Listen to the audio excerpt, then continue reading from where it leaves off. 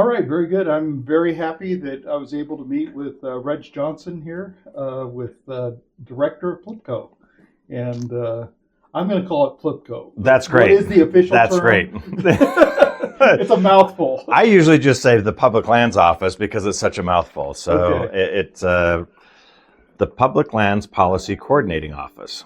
I like PLPCO. Yes, PLPCO is much Very easier. good. And Public Lands Office it makes a lot more sense. But, All right, very good. And tell me, how long has PLPCO been around? we've been around for 15, 16 years, but before that, it was the Resource Development Coordinating Council, which was started in like the mid-90s. And the mission of the Resource Development Coordinating Council, which then became PLPCO, was to make sure that the state speaks with one voice, especially with our federal partners. What was happening back in the early 90s and mid-90s is Forest Service or BLM would reach out and say, hey, we have a project out here, and they would get multiple letters from the state, one from DEQ and one from Ag and one from Wildlife or somebody, and they would all say something different about what they wanted at the project level, right? Right. And so the federal government would just pick the one that they aligned with, and they would say, well, the state's speaking for our project, and this is what they want to do, right? Yeah. So that's when it was recognized that we really need to speak with one voice as the state of Utah. So that's why we were put together. And so we work with the counties, we work with all the state agencies, we work with the governor's office and the legislature and our congressional offices to try to get everybody on the same page on projects. Are we successful 100% of the time? No, but we're pretty close. I mean, we do a really good job of making sure that the state speaks with one voice to our federal partners. But you've been very successful in getting the federal partners to speak with one voice to you, right?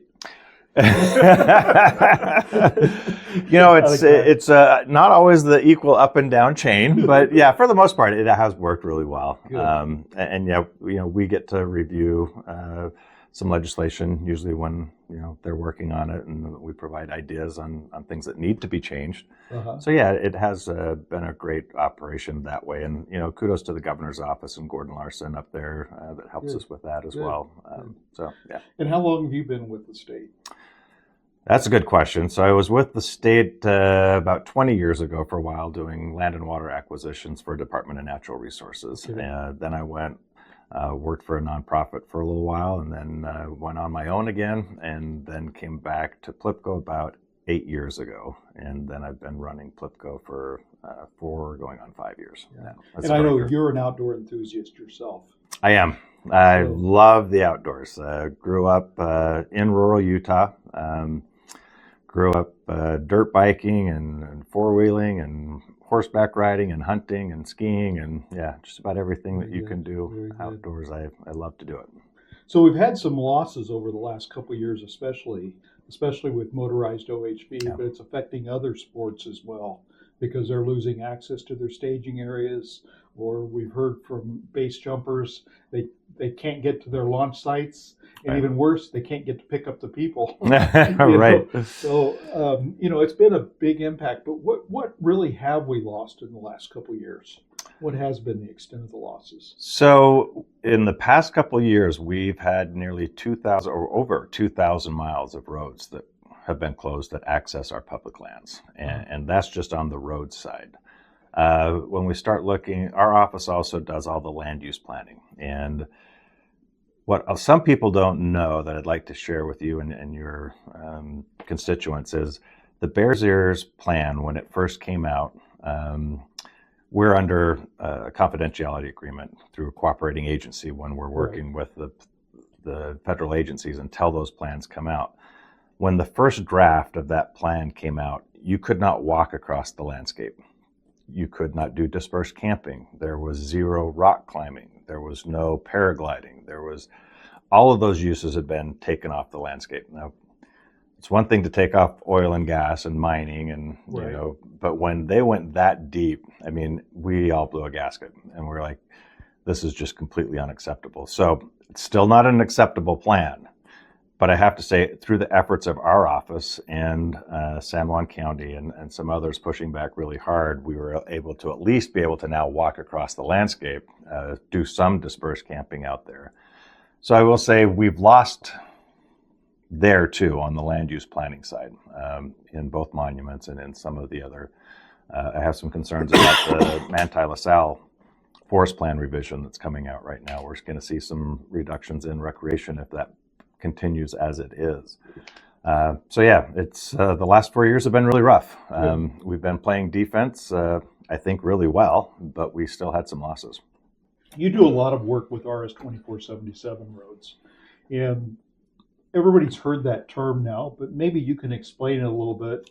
In a simple version, what is an RS 2477 road, and how does it impact motorized OHV and other uses? Yeah. I've called it RS 2477 since I was a kid, so that's how I refer to it. But yeah, it's revised statute 2477 or RS 2477. That's a mining act from the late 1800s, early 1900s that gave the states an interest in all the quote unquote highways that were used to develop all of these rural areas. Yes, some of those started out as wagon trails or things like that, right? But that's how they were all established. And then, from there until the passage of FLPMA in 1976, that's how a lot of these areas we went out and found water for the grazers. We went out and found minerals that support our everyday lives now. I mean, we wouldn't have cell phones if we weren't able to access public lands because of the minerals that we need. It's how we do habitat restoration for the wildlife in the state of Utah that the state controls. But most importantly, it's how we go out and enjoy our public lands and have for a very long time. So what happened at 1976 when FLPMA was passed, it did not take away all of those rights that were established under RS 2477. But we have had litigious environmental groups that have been litigating every time we tried to go out and do a roads project or, one of those areas. So we have been invested for the past 20, 25 years in spending around $1 million a year fighting to keep those rights and perfect those rights. And this last year we had a phenomenal win at the district court. And it was actually articulated that we do, in fact, have vested rights in all of these RS 2477 roads, especially those that are showing on the county's travel plans. Okay. So prior to 1976. Now, we still have a ways to go there. We still have the scope of the road, the width of the road, perfecting the other parts of the RS 2477 litigation, which we are in the middle of. And do you want me to go into kind of how that litigation is working, or? Well, let me ask you on I assume you're talking about the Kane County decision, right? Yes. Okay, so Bellwether. The Kane County decision, why don't you just explain what happened on that explain the concept of Bellwether case. Yep. And also it was a ruling on a motion, right? It wasn't a final decision. So is that considered to be the rule of law, or is it contagious? Not yet. So that's many steps in the process when you're in litigation, and we're waiting for the judge's final rulings on some of these things, and we still have the Bellwether case to get through. So RS 2477, if I can start from the beginning, is litigation on 12,600 roads in the state of Utah that cross BLM lands, and we couldn't litigate all 12,000 at the same time, or it was just too much, to do in one case. So it was decided probably 10 years ago that we do a Bellwether case. And Kane County, God bless them, kind of started out, they were the major player in the RS 2477 fight. And the state got involved to support them. And then we decided, we should just pick a handful of roads. And the court agreed, let's pick a handful of roads. There's B roads, there's D roads, and the different levels of those B and D roads. Let's pick a representation of the roads across the state that we're litigating, and let's litigate those, figure out title, scope as far as width, easement, et cetera, to do maintenance. So that's the process we've been in for about the last 10 years. We have also been gathering depositions the entire time on the entire 12,000 roads, or as much as we can, going through evidentiary discovery with maps and things like that. But we've really been focused in the courtroom on those handful of roads in the Bellwether case. And that's been moving forward really well. The case you asked about with the judge's ruling, that was a road that accesses the Wave. And if you're familiar with the Wave, world-renowned rock formation that, looks like waves that are in rock. And you have to get a permit, a lottery, through the lottery to go out there. But it's very well known, very well visited, and the road that accesses that is an RS-2477 road. Okay.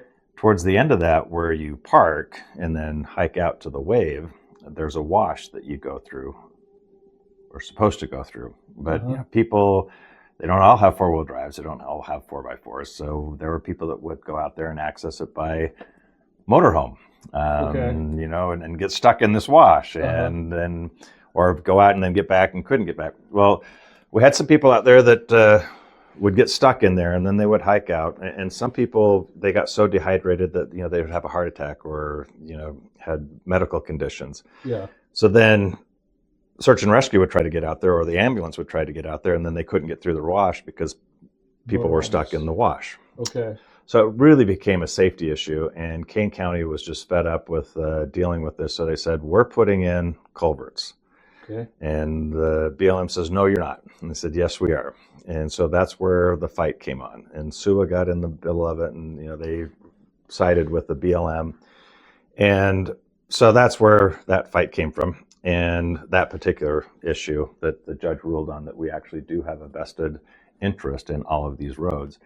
And that's the same judge that's on the Bellwether judge. So he's very familiar with the whole RS-2477 issue. He's been the judge there for, I'd say, 8 or 10 years. So we're really excited about that ruling, but it is not the final ruling because it was just on that one road. But he did rule that we have the right to maintain the roads. We have the right to do law enforcement on those roads. We have the right to sign those roads and the uses of those roads. So it was an exciting ruling for us, validated the 20 plus years that we've been in this fight. So it is coming to fruition. It's been frustrating because either the federal government or these litigious environmental groups keep, appealing this part or appealing that part, and delaying. And I think they thought the state would just give up after a few years, but we haven't. We've stayed the course. It's not been inexpensive, but it's been well worth it. Yeah. So what has happened on the more recent, because I think that ruling was back in August, I believe. Right. So what's happened with all of the rulings, all the BLM travel plans, where they've still closed the 2477 roads? Yeah, so we litigated every one of those, right? So, and I hate to, it's you do something and we have to litigate, but unfortunately that's where this has landed. So, that's why, a good portion of my team are attorneys, and then we have land use planners and other specialists, but a lot of our team are attorneys, and it's because that's what we have to do. Yeah, and we're looking at hiring a full-time employee, our first full-time employee for UPLA, and I was looking back at SUA as an example. SUA, last report, had 29 employees, at least 10 of them are attorneys. Yeah. So it's they have a vested interest in keeping the litigation the fight going. Yeah. They're not interested in resolving it. Yeah. So how do you think some of these recent Supreme Court decisions are going to play in to some of these issues with Chevron deference, corner post? Any of what impact do you think that's going to? So hard to tell until we actually take cases, to court and see how they go. It really is hard. I hate to, speculate on how that's going to affect. What I will say is I'm encouraged by the general direction of the courts to correct some of the direction they were going. Even the Marin County case on CEQ back in the DC Circuit Court, and that was on NEPA, right? But they ruled that CEQ didn't have regulatory authority; they had advisory authority to the president and to the agencies. So when I look at the general case law, I think we're finally recognizing that it had gone way too far in one direction, and now we're course correcting and hopefully coming back to the middle, where we do get reasonable decisions from the courts, because it's been a struggle the last 20 years. And I think the Supreme Court deciding to hear the 7 counties case is a step in the right direction, because that one really resolves completely around NEPA, from what I understand, correct? It does, and we're excited about that as well. It'll be interesting to see how the court rules. Nobody knows. From the questioning of the court, we thought they were good questions that the court asked. But with NEPA, we really do need some guidelines put onto NEPA. Tell us what we have to analyze, and then we can do that. But if you don't know what you have to analyze, whether that's 2 miles from the project or whether it's halfway around the globe, what's happened is the environmental groups have just said, we don't agree. We don't agree, and then they win on cumulative effects or one of these things. So we're really excited to see both administratively and through the courts some guardrails put on this to where we do know what we need to do to get through NEPA. But NEPA is a whole different animal, because that was originally set up just to analyze the effects, not as the decision-making factor, right? And we've gotten way away from that, where if we don't have the exact words in the exact place with the period in the right place, then suddenly the whole NEPA process is thrown out through litigation, and we either start over or the project doesn't get done. So it's become frustrating. And one of the other big aspects is the national monuments. I mean, national monuments it's a national treasure, and they're designed to protect landmarks or historic artifacts, but the size of them has just grown out of control. I've heard that there's a bill in Congress now, in both the Senate and the House. Will that fix the issue going forward? We would hope so. If those bills pass, there's been a lot of bills presented in the past that haven't been able to get through Congress, either exemptions from the Antiquities Act or different attempts to fix that. So we certainly hope so. That's when the monuments were resized, taken back to their original size. We filed litigation on that because we don't think that matches the Antiquities Act language, which says they shall be constrained to the smallest area possible to protect the objects. Right. Well, when you just say the object is 2 million acres, it's hard. Now, the state will absolutely, support protecting certain areas of archaeological resources, certain areas of paleontological resources, certain areas of scientific interest. There are reasons why we should have an effective Antiquities Act, but to your point, that doesn't mean you just take an entire half of a state and make it antiquities, or make it a monument to protect antiquities. I sometimes use the example of when we were building tracks, ran into antiquities, and there was like a little village that they ran into. So, well, those are antiquities. Do we make a monument in Draper because there were antiquities? Take the whole south end of the valley? Yeah. No, right? I mean, maybe you create a little area there where you honor what was found there and recognize it and study it, but it doesn't mean you need to take 2,000 acres out of Draper and make it a monument. But when you're in rural areas, everybody thinks, well, it's just rural area, right? Why can't we make it a whole monument? The big problem we have with that concept or that mindset is you don't get any money with the monument. Right. There's no increased police presence. There's no increased money to do what we call hardening of sites, put a fence around them, signage, say, look but don't touch, those kind of things that are proactively that you would do with maybe a park or something else, or, the Washington Mall, right? So there's no funding. So what it does is it just puts a big bullseye Yeah. on these antiquity areas, and then you have Visitation increases, and then bingo. it Gets out of control. Yeah, and then you have you have paleontological resources walking off the landscape, archaeological resources walking off the landscape. So, yeah, it's not what most people think it is. Yeah. They think a monument is suddenly protected. Well, actually, it's the reverse of that.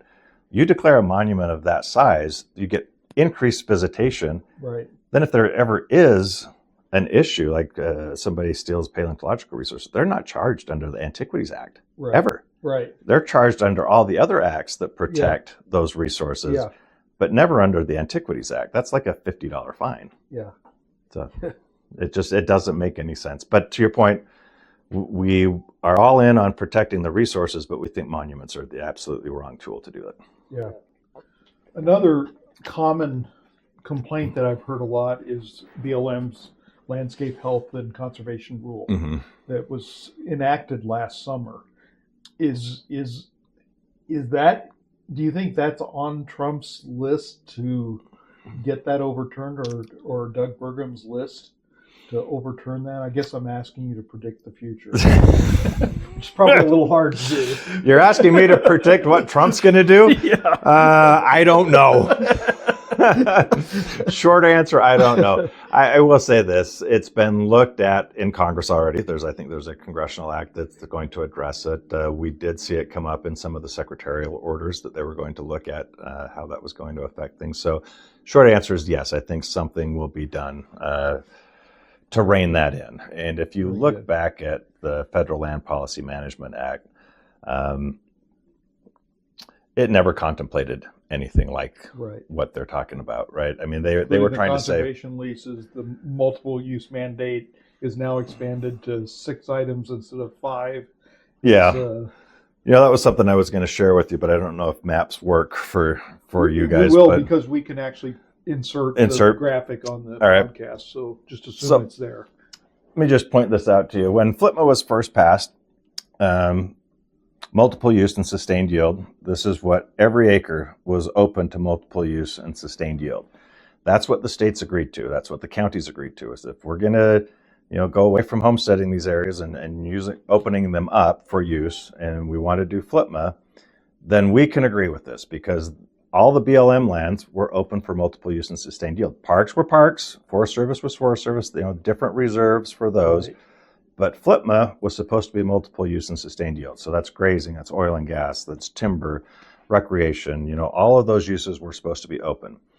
Since the passage of FLTMA, they've passed any number of laws that have created wilderness designations, national conservation areas, lands with wilderness characteristics, wilderness study areas.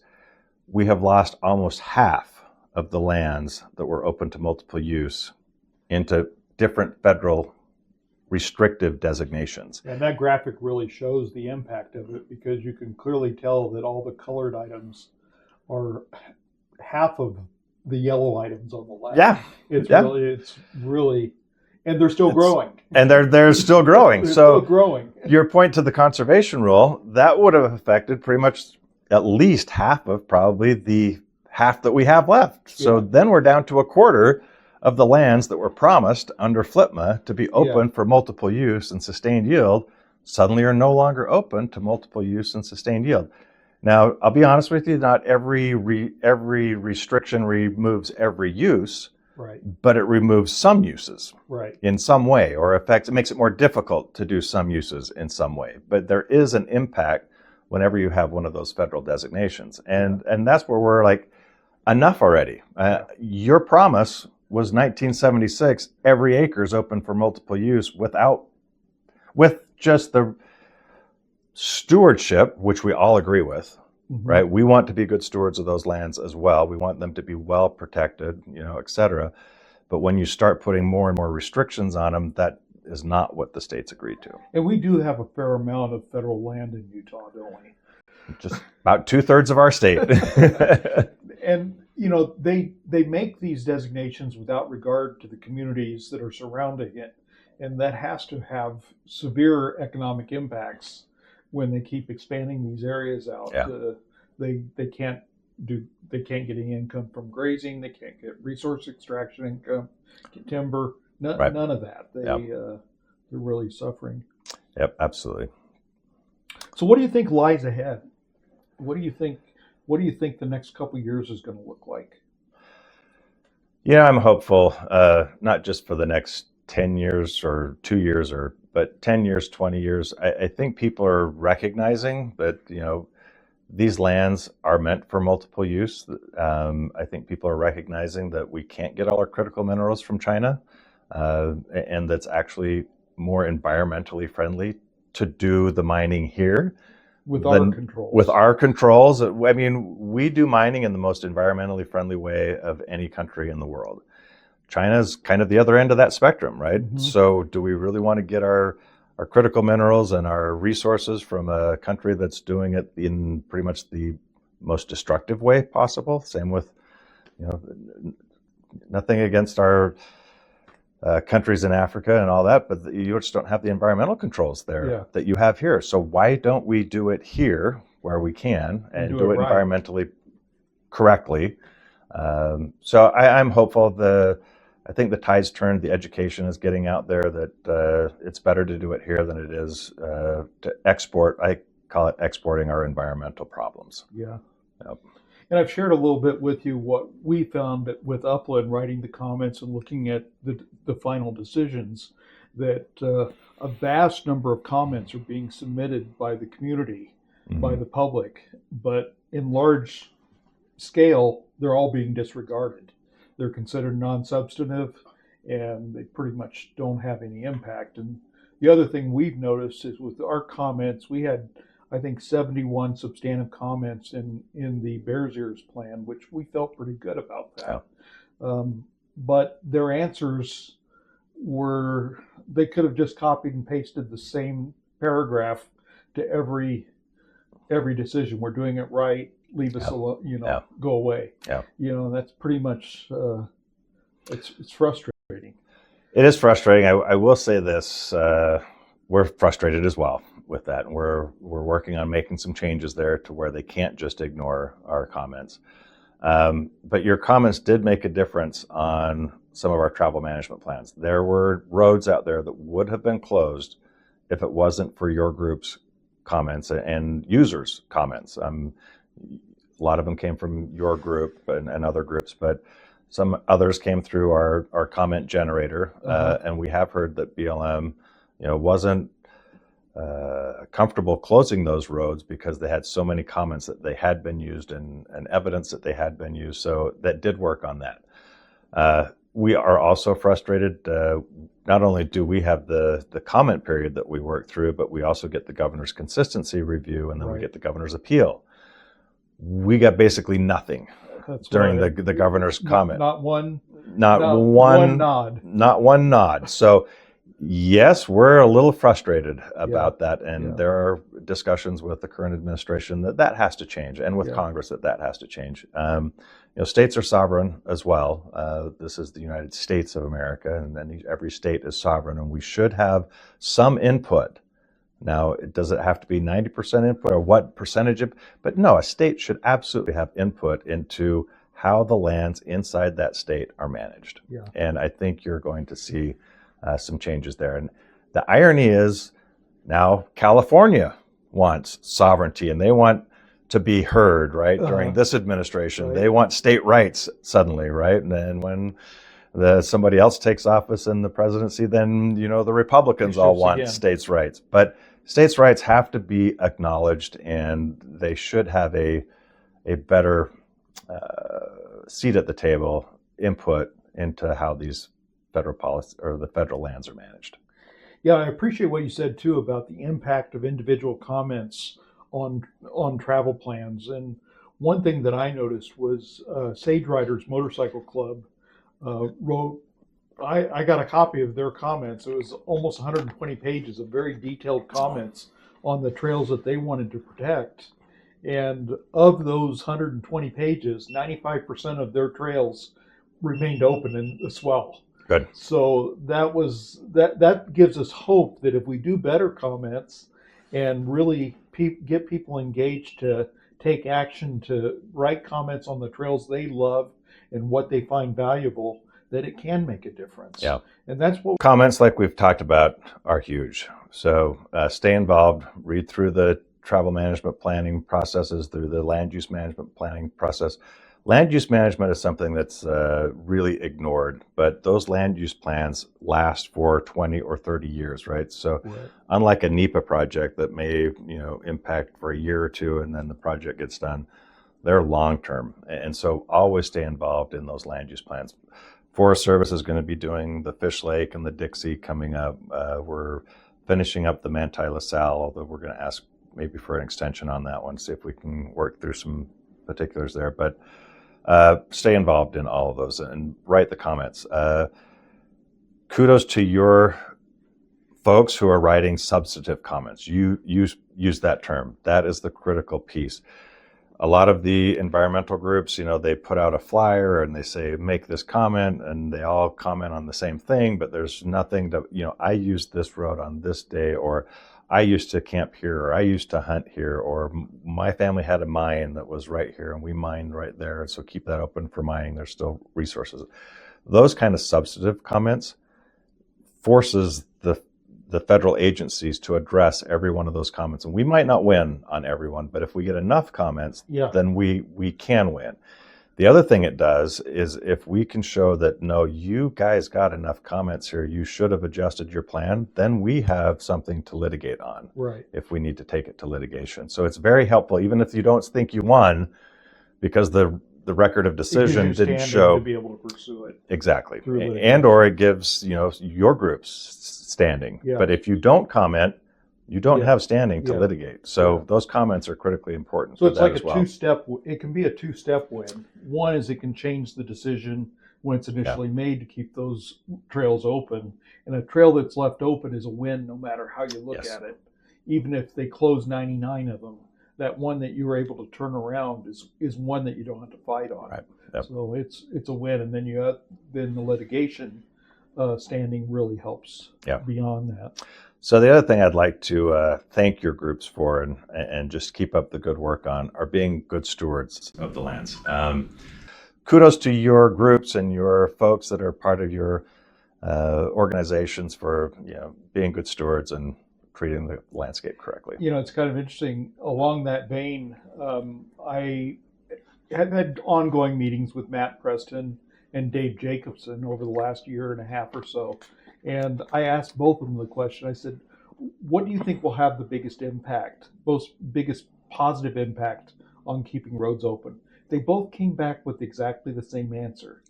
Invite everybody in the local BLM office or Forest Service office to go out on rides with you and show them what you're experiencing, show them what you've done, what projects your club has done or created. And just like that experience with the press in Moab, a lot of those trails were probably improved by the OHV groups that utilize that area. Otherwise, it probably would have been a mess if they hadn't been out there. Yeah. Now, you're going to be at Slorex, I think, tomorrow, right? Or on Saturday? Saturday. Yep, Saturday morning. So what are you going to talk about? What's going to be the agenda for that? We're going to talk about what PLPCO does, coordinating all of the different state agencies, the governor's office, counties, congressional offices, and trying to speak with one voice, and then how we do that for multiple use across the public lands and trying to protect all multiple use across all public lands. And one of the big things we're going to talk about is access and keeping access open to public lands. I know at Slorex we're going to be talking mostly off-road stuff, but I have to also point out that that's critically important for oil and gas, for the ranching communities, for timber communities, mining. But yeah, Saturday morning we'll kind of focus in on RS 2477 and the recent travel management plans that closed about 2,000 miles of road. All right, so please come out on Saturday morning at Slorex and see the presentation that PLPCO is going to do. They're our ally, and we really want to take advantage of getting as many allies we can. And just like Redge just said, it's not just motorized OHV, it's all outdoor recreation, it's grazing, resource extraction, all the elements are supposed to be evaluated for multiple use mandate, and they haven't been. And we want to get that back. And bring lots of questions. Bring lots of questions. So one more thing. What about SB 149? Did they decide you don't have enough to do? They're going to give you another job? Oh, that's, I'm not sure we need to get into that one, but I don't care what they call me, just let me do my job. But no, so we're excited. It's, you know, I'm the director here, a deputy director at DNR. But yeah, technically that helps us because being part of the governor's office there, and I do still have a direct connection with the governor, but being part of the governor's office, like when I go to DC, right, and I'm the governor's senior advisor on public lands, that just helps get conversations started. So that's why that little piece of code is important. It's kind of strange, I know, but why you need it, but that kind of gives a good explanation because I wasn't really sure. Other than that, you're very capable, so I didn't doubt why they were doing it, but I figured there would have to be a... Yeah, it's mostly for working with other states and with federal agencies back in D.C. That just helps get things done sometimes.